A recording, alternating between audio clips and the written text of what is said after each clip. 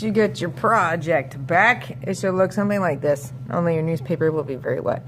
This extra piece is for all your decorations. You don't want to lose it. Before you start building and decorating today, you want to smooth things down. So we get one of these little sponges. Sponges' appearance may vary. Take it to the sink, get it wet at the sink, squeeze it in the sink.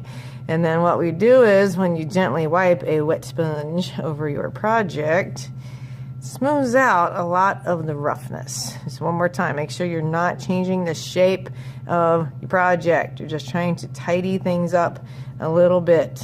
All right, now that my project is all tidied up, when you think about cake, especially a wedge, right here and right here is where you're going to see the icing because it's where you cut. So if I take this tool and press down gently and drag it along, it's going to carve out a little section, and that can become frosting.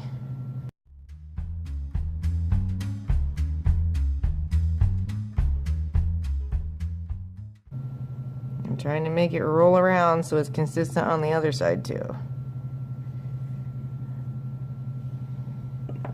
And if things get too rough, you can always go back and sponge them.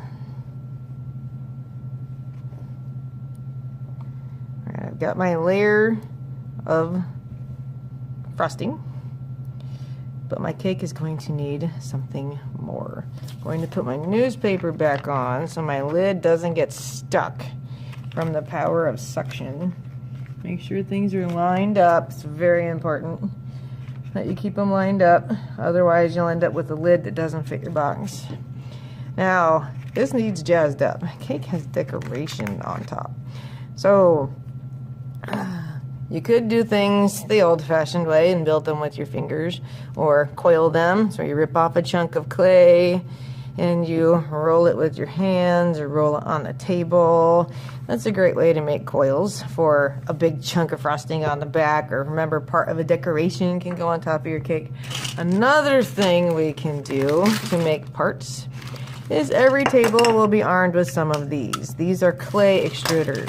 Please remember they are plastic, they can break, and the way clay extruders work is you take very squishy, happy clay, like what you have here, not hard clay. You stick it in the back, take the small piece, put it in, and it works kind of like a Play-Doh Fun Factory. So push down, ta-da, and the clay pops out. So I could use this as part of my frosting. And if it's not big enough, then I need to put more clay in. That way more will come out and give me a larger piece.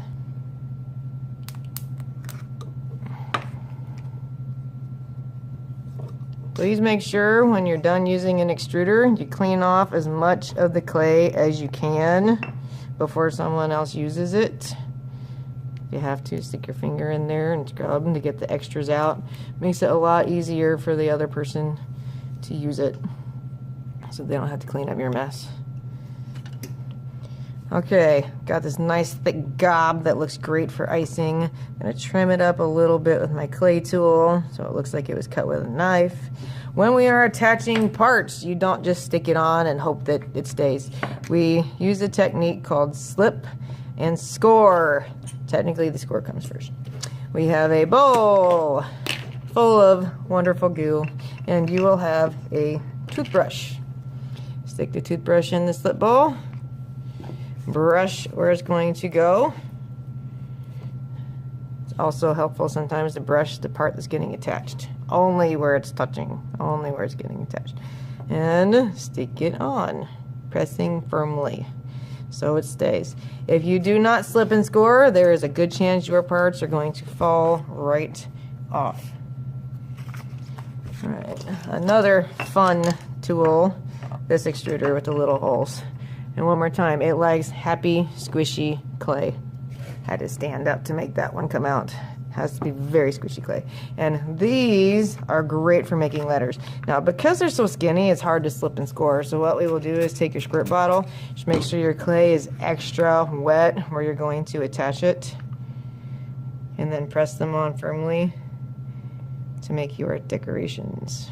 And when you're done decorating, give your project a once over. If you have any areas that look a little rough, you can always take just a wet finger and smooth things out a little bit more. Because anything that's rough now will be sharp after firing. We don't want anyone to get hurt because of their project.